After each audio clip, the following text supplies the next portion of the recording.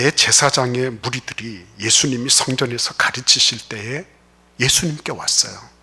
그래서 따지듯이 물었습니다. 당신이 무슨 권위로 이런 일을 하는지 우리한테 말해라.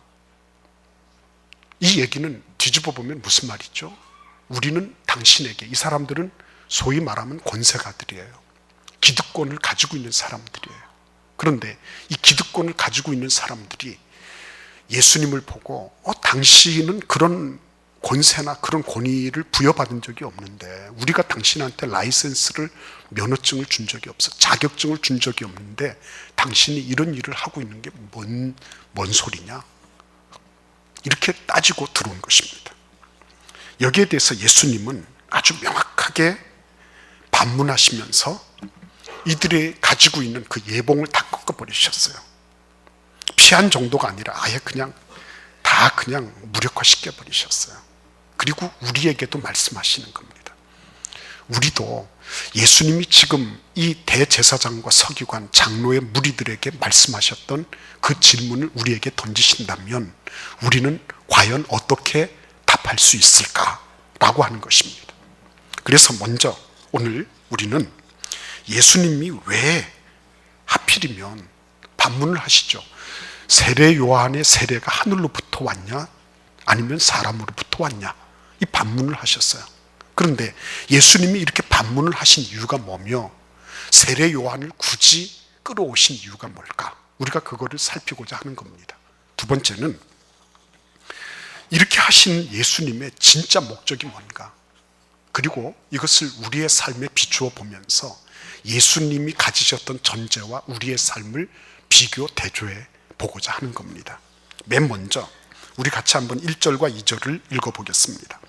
하루는 예수께서 성전에서 백성을 가르치시며 복음을 전하실세 대제사장들과 서기관들이 장로들과 함께 가까이 와서 말하여 이르되 당신이 무슨 권위로 이런 일을 하는지, 이 권위를 준 이가 누구인지 우리에게 말하라. 아멘.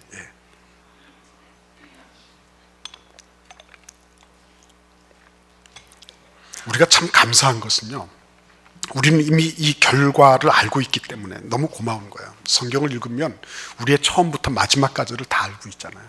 너무 행복한 거예요. 이 사람들이 지금 뭘 하고 있습니까? 엄청나게 잘못된 전제를 가지고 있는 거죠. 자기들이 마치 권위의 출발점인 것처럼 오해하고 있는 겁니다.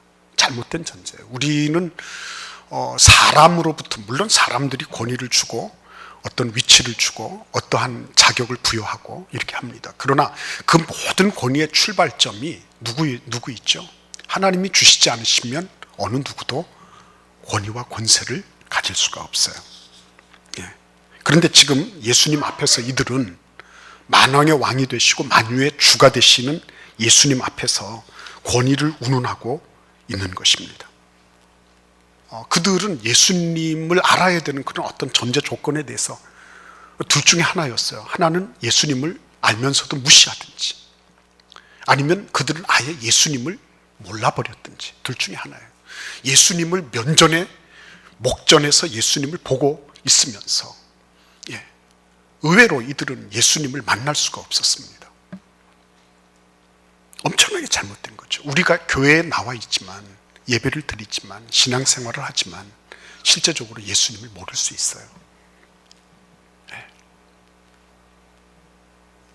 충격적이죠. 예수님 모를 수 있습니다. 이 사람들이 성전을 중심으로 맴돌았던 사람들이에요. 대제사장들과 서기관과 장로들은. 종교 이러면 이 사람들은 자기들 스스로가 전문가 연했던 사람들이에요. 그럼에도 불구하고 이들이 예수님을 몰라봤어요. 우리도 그럴 수 있어요. J.I. 패커라고 하는 신학자가 얘기했던 것처럼 우리는 예수님에 대해서는 많이 알 수 있어요. 객관적인, 들어서, 읽어서 아는 그런 거는 많이 알 수 있어요. 그러나 예수님을 직접적으로, 어떤 중간에 어떤 것 없이 예수님을 구체적으로 맨살을 부비면서 예수님을 만나고 직접 접촉한 그런 일들, 인격적으로 직접 만나본 그런 일들 없을 수 있어요. 이 사람들은 예수님을 피상적으로 알았습니다. 그리고 예수님에 대해서 자기들 나름으로 판단하고 그리고 정죄하고 있었습니다. 그 결과는 예수님을 바로 눈앞에 모시고 있으면서도 예수님 알아볼 수 없었다는 것입니다. 여러분, 그 3절과 4절을 한번 보시겠습니까? 오늘 설교에 있어서 중요한 분기점이 되는 질문입니다. 우리 같이 한번 읽어보겠습니다. 대답하여 이르시되 나도 한 말을 너희에게 물으리니 내게 말하라. 요한의 세례가 하늘로부터냐 사람으로부터냐? 예. 요한의 세례가 하늘로부터냐 사람으로부터냐? 왜 예수님이 굳이 세례 요한을 끌고 나오셨죠? 예수님 충분히 그러실 수 있잖아요.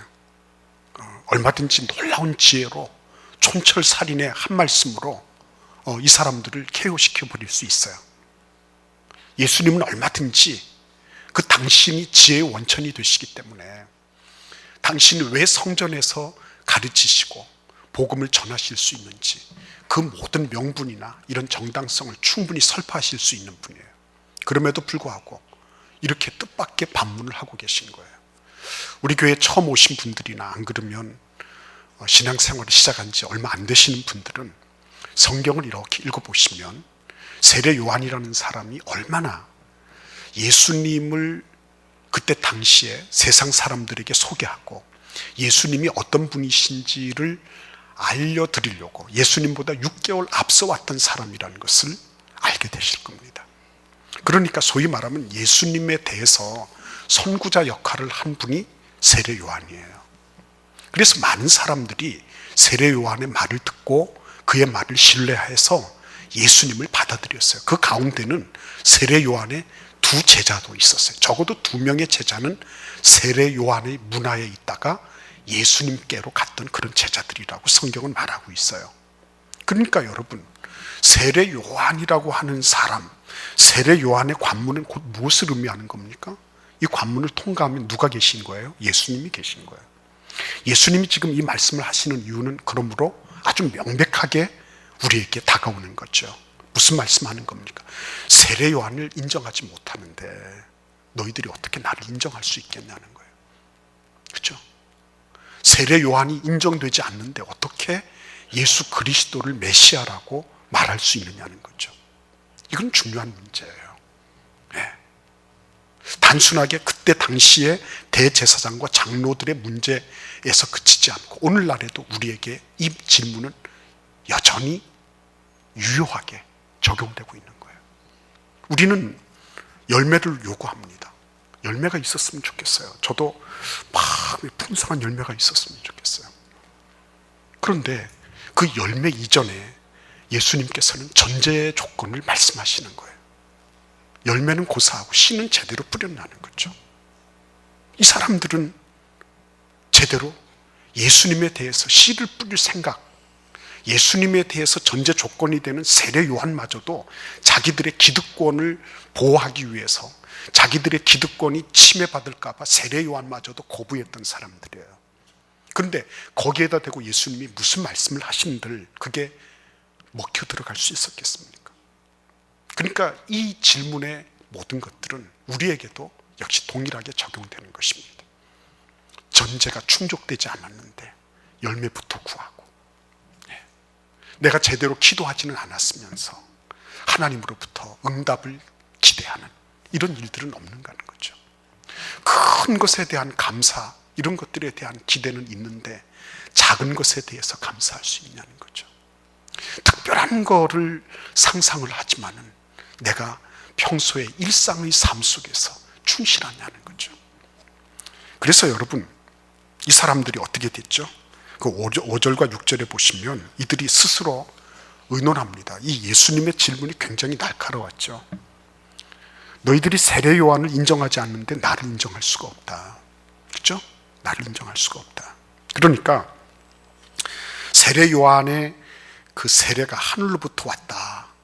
그러면은 이 사람들도 믿어야죠. 하나님께서 보내셔서 회개하도록 하신 거니까 믿어야 되는 거죠.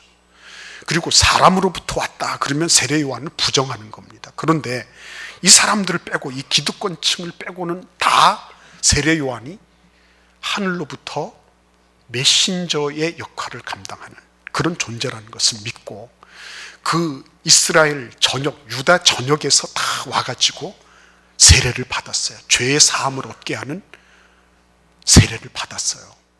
그러니까 이 사람들이 하늘로부터 왔다 그러면 자기들의 불신이 탄로가 나는 거고, 사람으로부터 왔다 그러면은 일반 대중으로부터 몰매를 맞을 것이 틀림이 없는 거예요.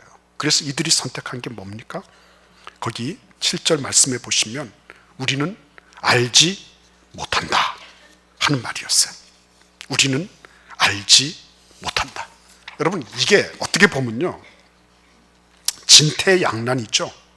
그리고 이 세상과 이 성전 사이에 이 세속적인 가치와 예수님의 그런 가치 사이에 있는 경계선상에 있는 사람들이 택할 수 있는 어쩌면 가장 일반적인 선택의 결과일 수도 있는 거예요.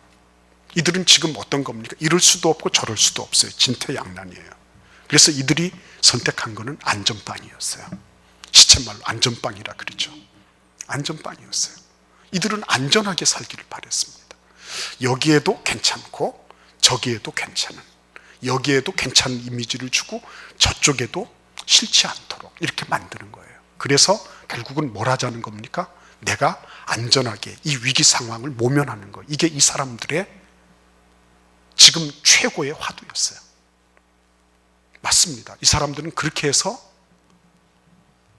위기 상황을 모면했어요. 그러나 더 큰 위기가 왔죠. 그게 뭡니까? 이들은 진리 대신 예수님을 만날 수 없었어요. 그들은 예수님이 어떤 분이신지에 대해서도, 전제가 되는 세례 요한마저도 받아들였지 않았기 때문에 예수님으로부터 오는 어떠한 구원의 은혜도 누릴 수가 없었어요.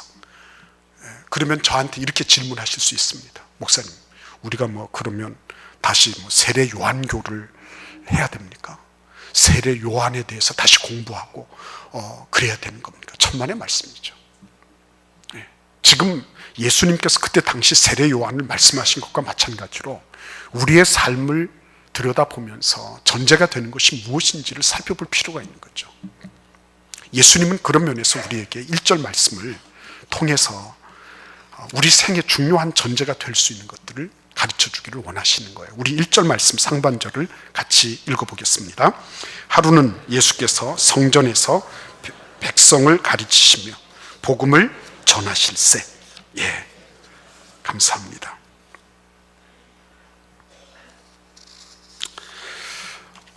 예수님이 성전에 계셨습니다. 그죠? 성전에 계셨습니다. 요한복음 2장에서는 예수님이 이 성전을 아버지의 집이라고 표현하고 계시는 것을 우리는 보게 됩니다. 예수님에게 있어서 아버지의 집은 이제 며칠 안 남은 이 인생길에 있어서, 이 세상에서의 그런 그 여정에 있어서 정말 그립고 사모하고 앙망하는 그런 곳이었어요. 그 아버지 집. 그러니까 그 아버지 집이라고 하는 이 성전에 대해서 예수님은 무한한 사랑, 무한한 헌신, 그 어떤 대가라도 능히 지불할 수 있을 정도로 무한한 관심과 애착을 가지고 계셨던 거예요. 예수님은 허투루 지금 성전에 소풍 나와 계신 거 아니에요.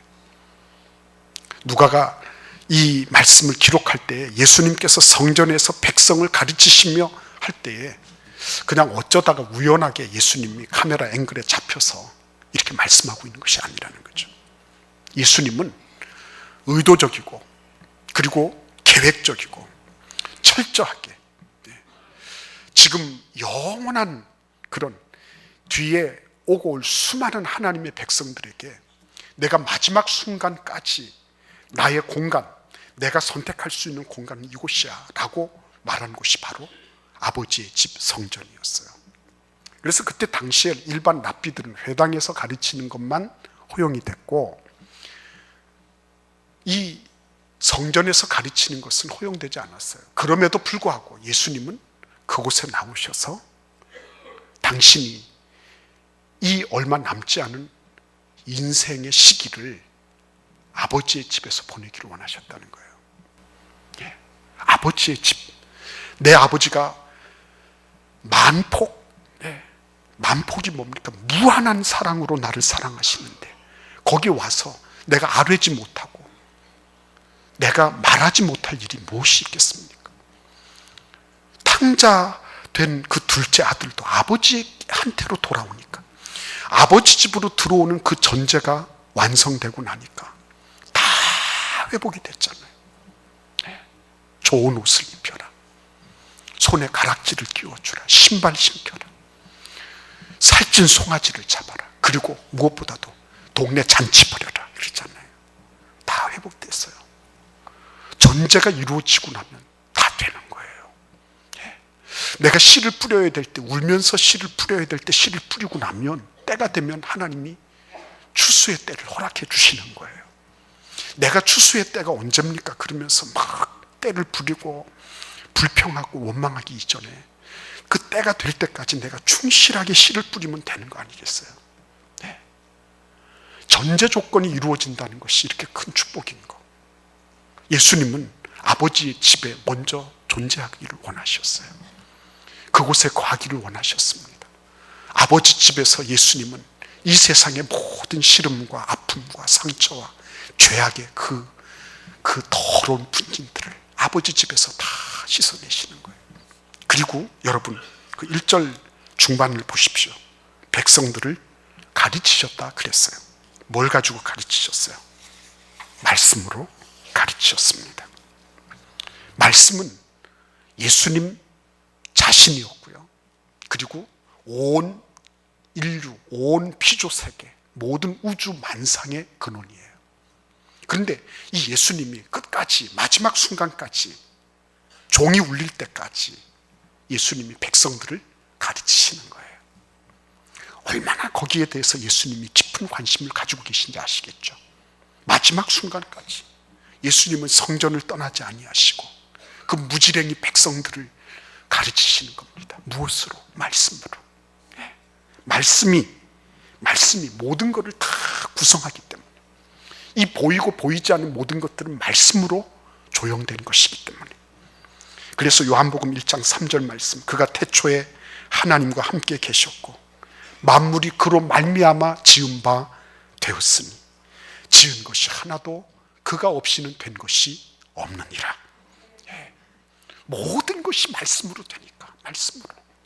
그 예수님은 마지막 순간까지 그의 사랑하는 백성들에게 말씀을 주시기를 원하셨어요. 말씀을. 이 말씀이야말로 요 히브리서 6장 19절에 이렇게 말씀하십니다. 우리가 이 소망을 가지고 있는 것은 영혼의 닷 같아서 튼튼하고 견고하여 휘장 안에 들어가나니. 그랬어요. 휘장 안에 들어가나니. 튼튼하고 견고하여. 튼튼하고 견고하여 내 인생을 지탱시켜주고 어떤 비바람에도, 어떤 홍수에도, 어떤 도전과 위협에도 우리 가정을 든든하게 세워주는 그런 말씀. 이 말씀이야말로 예수 그리스도의 기본 전제였고, 그리고 백성들에게 마지막까지 나눠주기를 원하시는 소중한 가치였어요. 우리 집은 무엇으로 세워지고 있습니까? 돈이 있으면 세워진 것 같다가 돈이 없으면 망한 것처럼 보입니까? 우리 집은 무슨 세상의 지식으로 채워지고 있습니까? 그 지식은 얼마 안 있으면 곧 무효하게 나타날 것입니다.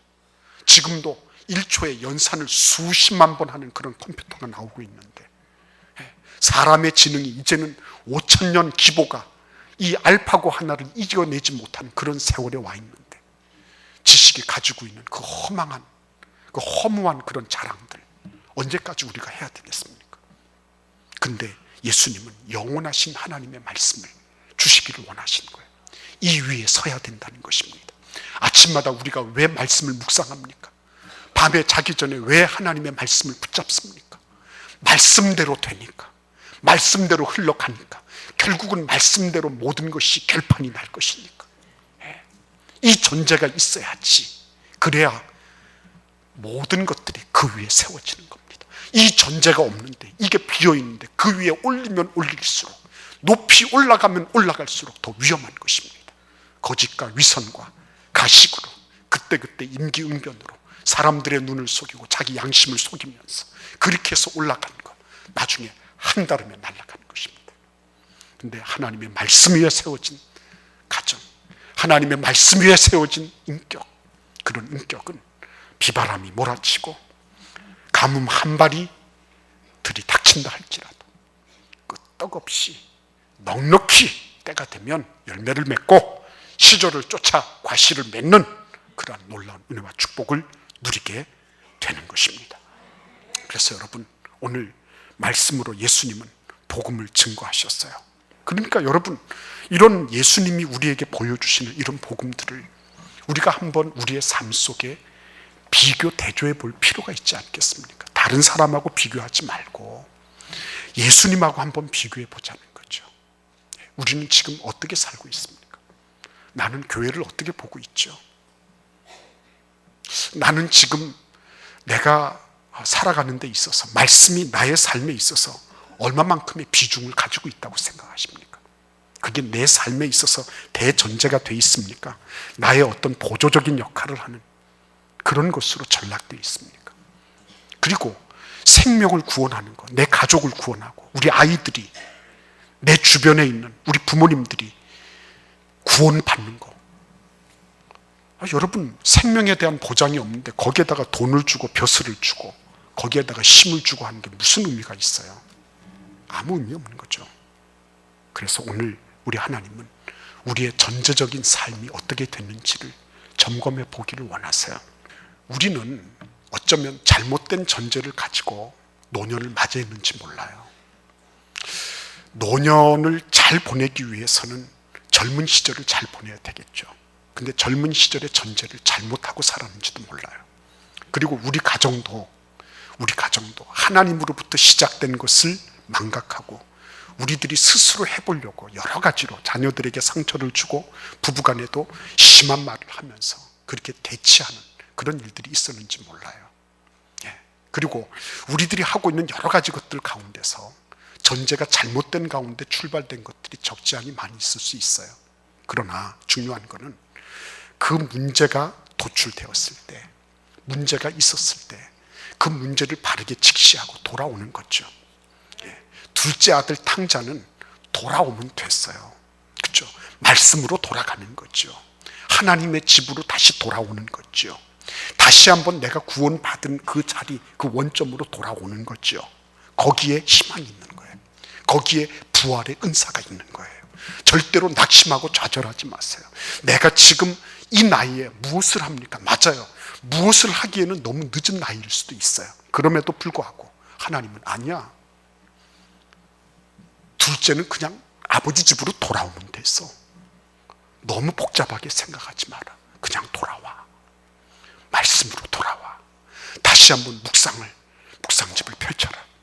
그리고 하나님이 오늘 나에게 주시는 말씀이 뭔지를 다시 한번 보지 않을래. 하나님 우리 그렇게 말씀하시는 거예요. 우리에게 이러한 하나님께서 우리의 삶에 엄청난 은혜와 복을 주시기 위해서 마련해 주신 이 전제 조건들을 잘 활용하는 그런 은혜가 있는 이 사순절 기간이 되기를 기원합니다.